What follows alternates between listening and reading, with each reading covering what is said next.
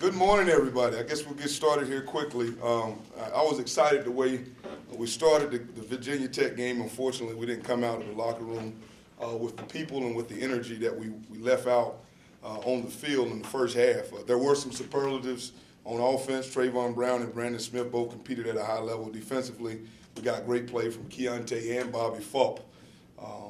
Credit to Virginia Tech. I thought the interior lineman was the reason we hit a stop sign in both the run game and the pass game. They were extremely talented. Number 4 and number 8. After they looked at the tape, they dominated us on the inside a little bit. We'll get better with our center guard. Saw some things on tape that gave me a little bit of energy, as you can see this morning, that'll help us get better. Defensively, we got a lot more people to the ball carrier. Unfortunately, we still gave up some plays. Last week we weren't in the picture of the plays we gave up. This week we were in the picture of the plays we gave up, and they won some of the one-on-one battles. I thought that defensively in our defensive line, the one thing that helped us in the game is that we played a lot of bodies.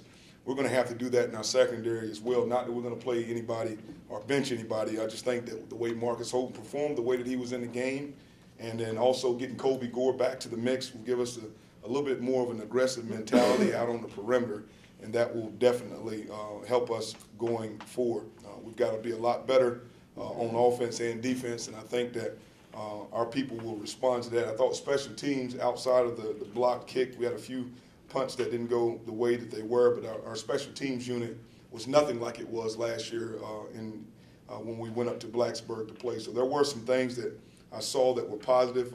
Enough of the negative have been talked about already, so I chose to come in and talk about some of the superlatives for the game. Moving into UConn, looking at a good football team coming off a tough loss to University of Virginia, so I'm sure they'll be chomping at the bit to get going against us, and we're really excited to start conference play. I couldn't be more excited. The things that we've been through to get us to this point, I think really will show to be great preparation tools moving forward.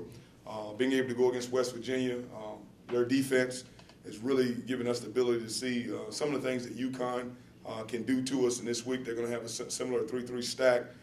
I think Coach Crocker has done just a good job. Last year he was, one of the best defensive coordinators in the entire country. He's bringing in his scheme to UConn and their body types to fit well. In the back end, I think that Trey Bell, number 1, their corner, presses as much as anybody that I've seen on tape. That means they're very, very aggressive in their secondary. Also, number 21, the opposite corner, they're going to come down and press us. They're not going to give us a whole lot of space, and when they do give us space, it's going to be 4 to 5 to 6 yards. Some people have created some big plays on them, but I like the aggressive mentality that they have. In the back end, number 25, Tyler Coyle, he's a ball hawk. He gets to the ball, can catch it. Did a great job in the game, in the last game, of getting a pick where he read the quarterback's eyes, moved over and got a pick. In their linebacking core, the best player that they have is Vontae Diggs.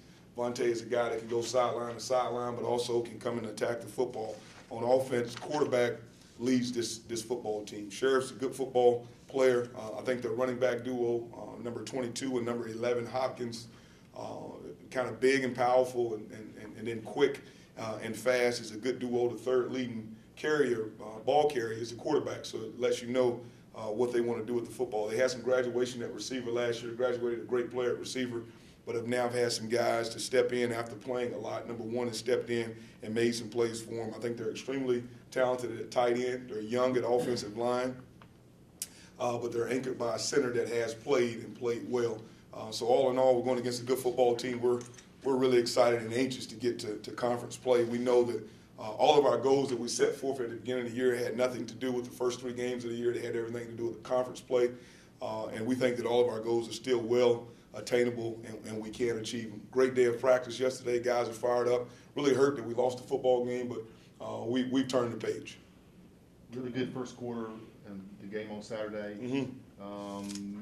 How do you do a better job of maybe making better adjustments after they've adjusted to what you guys are doing? Well, I think that it wasn't, if you look at the first quarter, if you look at it in detail, they didn't do a whole lot of adjusting.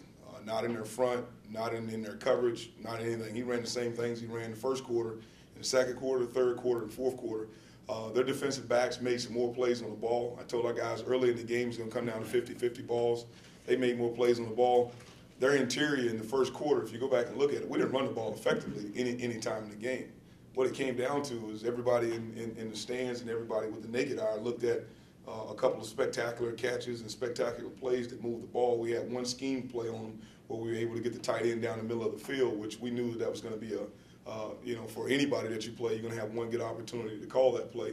But outside of that, those were just exceptional plays by receivers, and the interior dominated it. On defense, I think the one thing that, there was really no adjustment. Offensively, they didn't have really an adjustment. What I was surprised at is that quarterback Jackson had enough poise to just simply take those little small gimmies and gimmies and gimmies. And to see a guy throw the ball from the backside hash to the field on out routes as a true freshman is something that you just don't, as a redshirt freshman, you don't see a lot, and you don't get that a lot. But I also think that by playing more people, a little bit more aggressive mentality on the backside, we're going to have to roll the dice a little bit back there. If a guy can throw it the way he was throwing the ball, we're going to have to come up down and press the backside. I don't think that there was a lot of adjustment by Virginia Tech. I thought that they just came out and continued to do their system and run their system and run their system. And I thought that he thought that once he got a lot of his playmakers in one-on-one situations, then they could make some plays over us. And sometimes it happened. I thought a couple of our guys, Marcus Holton, Corey Sargent came down aggressively a couple of times and made some plays on them. But what they were trying to do at the end was just trying to get their guys in some competitive situations, one-on-ones. The one play where the pop pass down the middle of the field, it was a late run pass option. The reason why I was upset is that the rule is that, a lineman can't be 3 yards down the field. Once they hit the 3-yard mark, that's going to cause linebackers to trigger. And when those linebackers trigger, everybody's going to get behind them. So my problem with that whole deal was the timing of everything. And I thought in the game and after I watched the game that they did have a lineman at 3 yards, where if you get that lineman at 3 yards and you're still holding that ball, that's considered a run for a linebacker read, and they slipped him down the middle. You take away a couple of those big plays like that in the game where we coached them on a 3-yard mark, so it's very hurtful. But I don't think there was much adjusting going on. I thought they did some of the same things in the first, second, third, and fourth quarter. You said you were holding Thomas out of Saturday's game. Mm-hmm. He's listed as the starter. What went into that decision? Of last Saturday's game? Yeah, or went into the decision. Thomas is listed as the first-team starter for this week. Oh, it went into the way that I thought there was a few times that we could have been a lot more accurate with the football. I thought we could have stepped up in the pocket. I thought he started the game on fire, and he was so accurate in the beginning. And I just thought as the game went on, there was a couple of times at the line of scrimmage where we got some play calls that I didn't necessarily like after the play call went in another way. And he has the ability to do some of that. There was a couple of times where some things changed that I didn't necessarily like. I thought he competed at a higher level. Thought he was much more relaxed. I thought he came out to play the game. I thought he was ready to play the game. I just think that with the ability for Thomas to help us in the run game, the most critical thing in this game that you saw the difference in West Virginia in this game is that they weren't accounting for the quarterback in the run game. And they had everybody in the box, and they still were so talented at corner and at safety. They did have draft picks back there, but because they were so talented, they were throwing that extra guy in the box and not worrying about the ball coming out on the perimeter with the quarterback. And it just made everything tight, and everyone thought, well, what was going on the offensive front? And this, the extra person added into the box, Coach Foster knew it, was a lot for us to handle without a quarterback that could run. Whereas if you go back and look at how he played us a couple of years ago, and a quarterback that could run, he played us totally different. Kept that guy out of the box, and now it opened up some holes on the inside. So losing the run game ability of Thomas hurt us a little bit in the game. How's Tim Irvin doing? He seemed to get dinged in the game. He did. He is along with Garrett McGinn, thankfully, are the only two people that we have concerns about coming out of the game. Last year at this time, we were coming out of the South Carolina game after coming out of the Virginia Tech game, and we had a whole lot of concerns on the offensive line, on the defensive line, and the skill position. But the way that the team has been built, we're in a little bit better shape than we were last year at this time. Tim, he didn't practice last night. We're hopeful that he'll be able to play in the game. We think that 7 days of preparation is definitely going to be helpful. We like the way we're starting the conference, like where we're playing on Sunday. We get him an extra day. He's pretty positive that he's going to play. Garrett McGinn got stepped on by one of their defensive linemen. Huge, swole his foot up huge the night after the night of the game. Yesterday he came back in, still a little bruised, but he feels confident that he'll be able to practice on Tuesday or Wednesday of this week. So those are the two concerns medically. Ray Tillman, was supposed to be available for the game Saturday morning. He came in, his body felt awful. He had practiced all last week, and that's why he did not participate in the football game. Those are our only, outside of the guys that are listed as out, are the guys that we have a concern with trying to move forward and getting this team going into conference play. You shifted McGinn over to the right side, at least on the depth chart. Yes.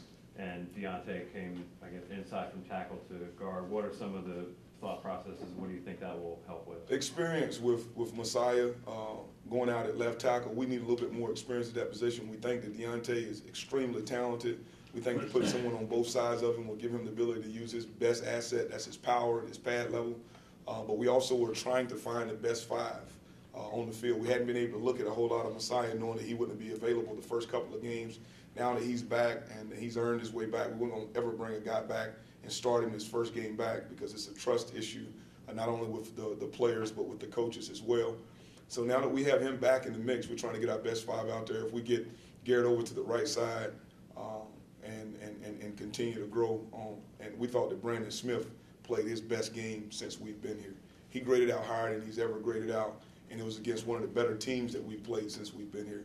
So if we can get Brandon to continue to push and Garrett to push, and I'll add Messiah back outside with all the experience he has, Deontay, one of our more talented guys, moving him down in the guard, and let John continue to grow as a natural center, we feel like we can get a lot better, especially in the run game if we add another element to the run game, which Thomas gives us. Is this the rare case, Coach, where the schedule change may be a blessing because you got a team that's desperate to get some confidence, and at least on paper, you got a better chance of having a confidence type game against a UConn than maybe a South Florida in 2 weeks? Well, the one reason why it's helpful is because once you lose, you want to get back on the field as soon as you can. It lingers, 2 weeks. You have to think about that loss, and we have to hear things for 2 weeks. Our guys are excited about going to go get a chance to play, whether it was, whoever we were going to play this weekend. It was good for us to play this weekend. And we also know that our conference play starts a different level of competition. We're around these guys more. Our players know these guys more. I'm around the coaches a lot more. We know their systems a lot more. We know the personnel more than we know a lot of other people. So we're really happy about getting started right here. It is a good thing for us to be able to go play this weekend. There have been bright spots in the first 3 games this season, but are there any different things you can do in practice to kind of help you guys be better prepared to piece together a whole game at UConn?